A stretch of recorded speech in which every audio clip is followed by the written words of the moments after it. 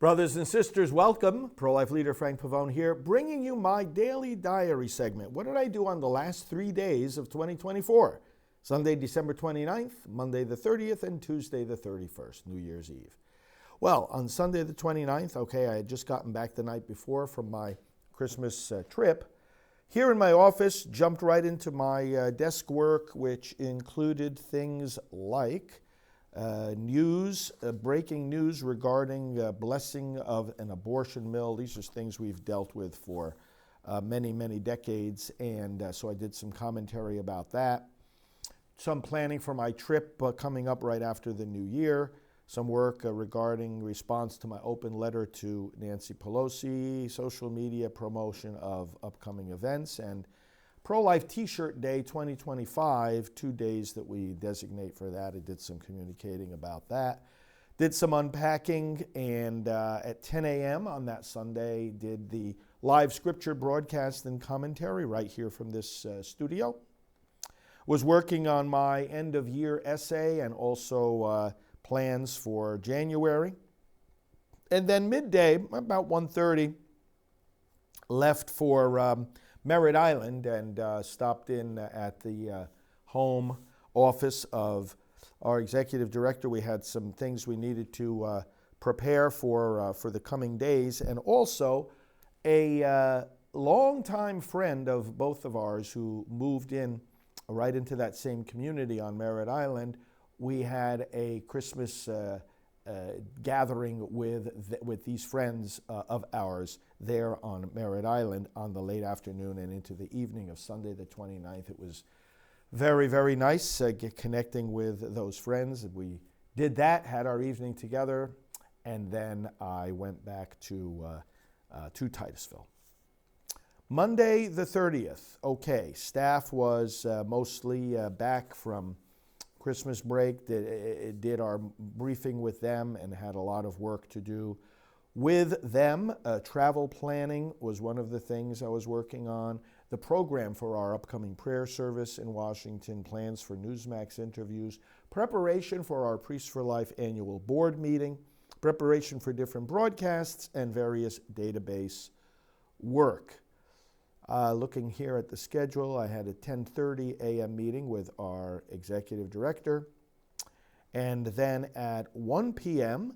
was here in the studio together with Janet to tape a program with our main essay contest winner, the winner in the college category of our Priests for Life essay contest. We're going to honor her at the prayer service in January in Washington. Really nice essay that she wrote, and so we had her read it on the taped program. We did that. A little more desk work, a little more interaction with staff. And then at 3 p.m. on the 30th, we had our annual Priests for Life board meeting, and I had that over the phone. It was for about an hour, and it was a very thorough, very good board meeting and great reports on finances and everything else.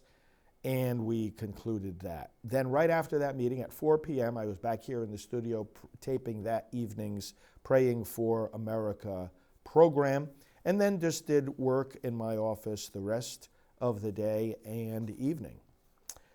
New Year's Eve, Tuesday, December 31st, up early.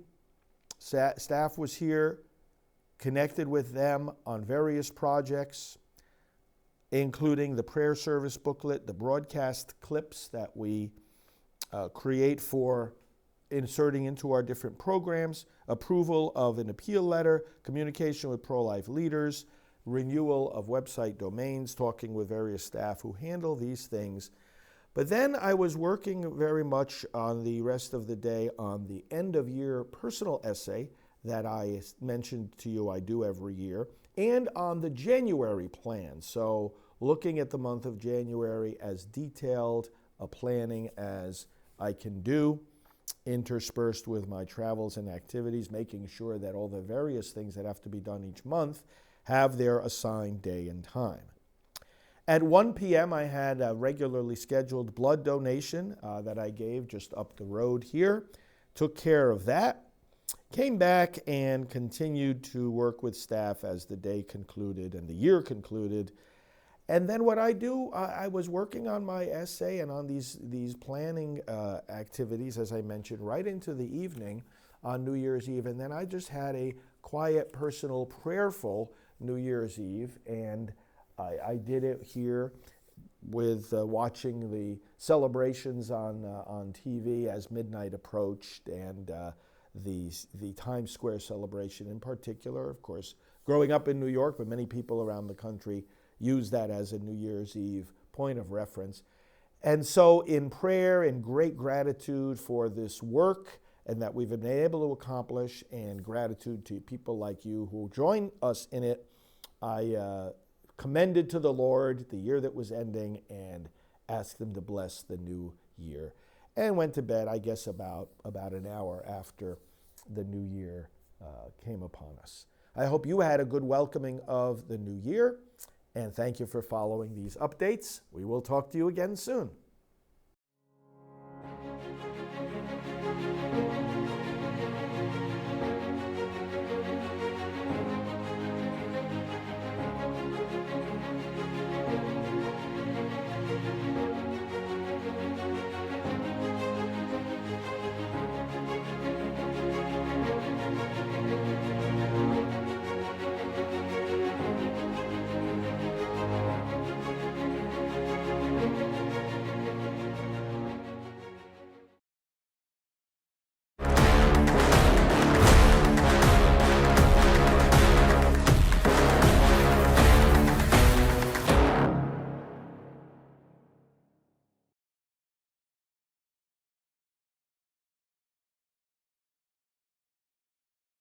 Hello, I'm Dr. Alveda King, board member of Priests for Life.